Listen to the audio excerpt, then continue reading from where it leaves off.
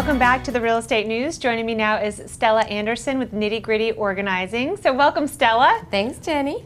So, it's the perfect time to have you on the show because we're thinking spring and spring cleaning and all of that entails. So tell me, what are the benefits of working with an organizer rather than trying to tackle some of these nasty jobs on my own?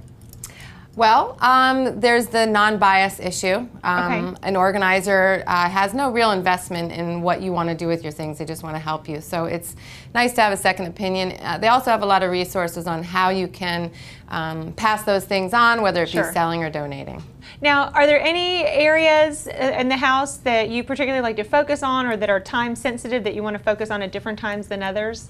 Spring and fall. Spring specifically now for the low country, it gets very hot and humid, and in the attic and the garage we often store things throughout the year, and those things can get ruined in the hot and humid months. It's also nice to evaluate what you have for the next season, for your sports and etc. Yeah.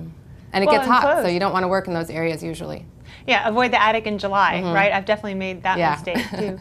Well, and also, in your experience, what are some areas that people have trouble letting go of things? Because I think the genius of having help, and I know you've helped me personally on many occasions, is sometimes you're just afraid to let go of things and you give them the confidence. So how is that? The question is what is difficult to get rid of? For some people, are the things that tend to pose more problems than others? Sentimental. Okay. But I don't usually really encourage people to do that so much as get rid of the other things. And usually they get very inspired to get rid of things if they just keep on going and usually end up in the sentimental in the middle of the night. Very happy getting rid of stuff and enjoying the memories. Well, and do you think, what are some of the reactions that clients have after the fact? Because there might be dread in the beginning because they're afraid of the overwhelm, but how do they feel after?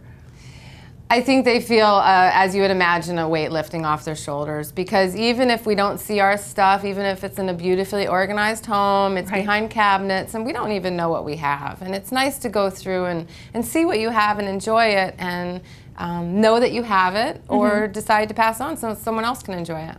Well, if you have any tips, what would be one tip for someone who's, on the fence about pulling the trigger of getting help with their organizing?